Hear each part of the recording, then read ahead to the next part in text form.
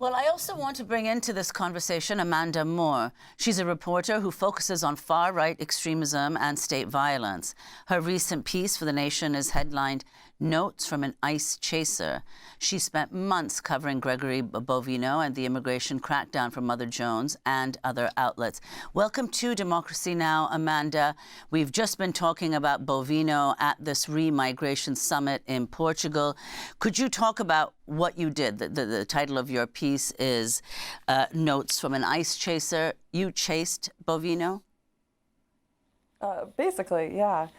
I followed Bovino and the surge of federal agents into Illinois, North Carolina, New Orleans, and Minnesota. And so just kind of tailing his caravan, usually, and his men as they drove around.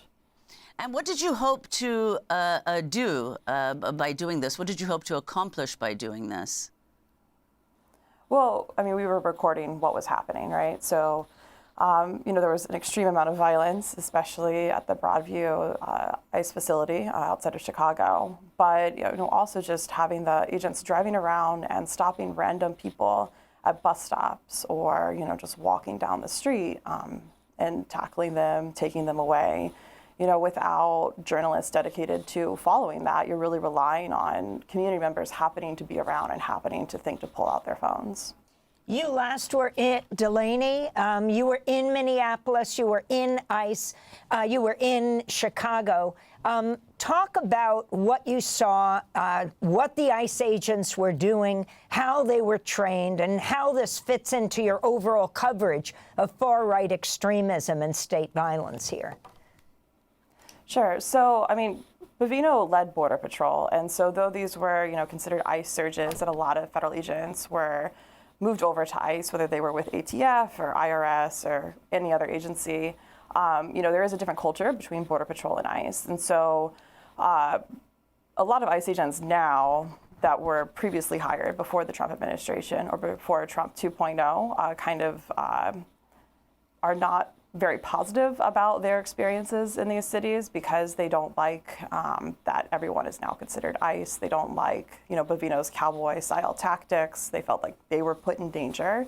But, with Border Patrol, it was different. I think, there would be an escalation of violence outside of the detention facilities where people would be protesting. Just massive amounts of tear gas. Even when they were in neighborhoods, they would snipe us with rubber bullets from rooftops by the detention centers. And then in Newark, most recently at Delaney, it was clear that they had been told they had to tone down the visual effects, which meant instead of tear gas, people were getting tased. And they were being sprayed with extremely powerful pepper spray. Explain what commuters are in the context of those documenting the effects of the Trump administration's immigration crackdown, Amanda. Sure. So in each city, there would be groups of people, regular citizens, who would also be following ICE and Border Patrol around. And so they referred to themselves as commuters, as in, I am commuting behind a caravan full of, ICE. And they would have signal chats where they would discuss, this is, we're turning on this street here. If you want to follow, along with us, they would honk horns and blow whistles to alert people in the community that immigration officials were around. And finally, as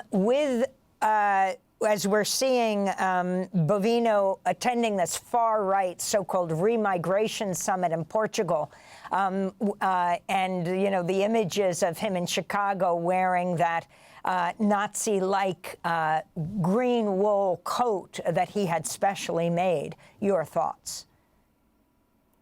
Yeah, I mean, that's a photo that I think Bovino's been quite proud of. Ever since it was taken, he immediately started using it, as well as clips of him doing, the hand gestures and the salute as he was getting into the car. So, it's not something that he's ever hidden, that, this is kind of how he feels. And I don't find it very surprising that he was at the summit. And finally, I wanted to go back to Charles Davis and ask you about another member of the administration, if you have researched him, and that is Sebastian Gorka. who, I think his current role is Deputy Assistant to the President and Senior Director for Counterterrorism on the White House National Security Council. A top post. Gorka advised Trump in his first term, but was pushed out after The Forward newspaper revealed he once had ties to a Hungarian far-right Nazi-allied group and that he supported an anti-Semitic and racist military in Hungary while he served as a Hungarian politician, just to round out your coverage of the far right in Europe.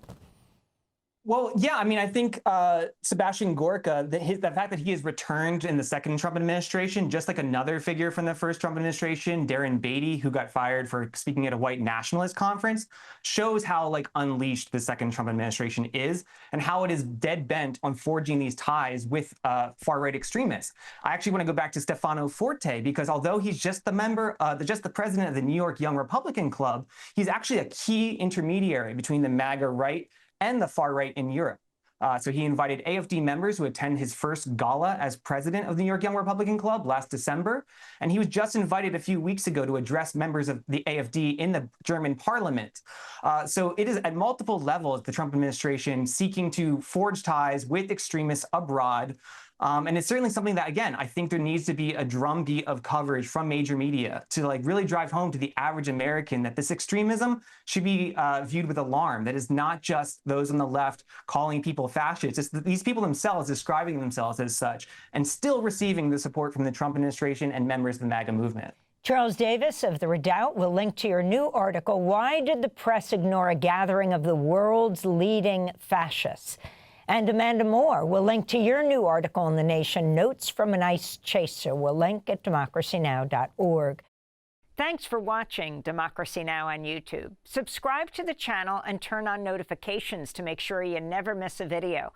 And for more of our audience-supported journalism, go to democracynow.org, where you can download our news app, sign up for our newsletter, subscribe to the daily podcast, and so much more.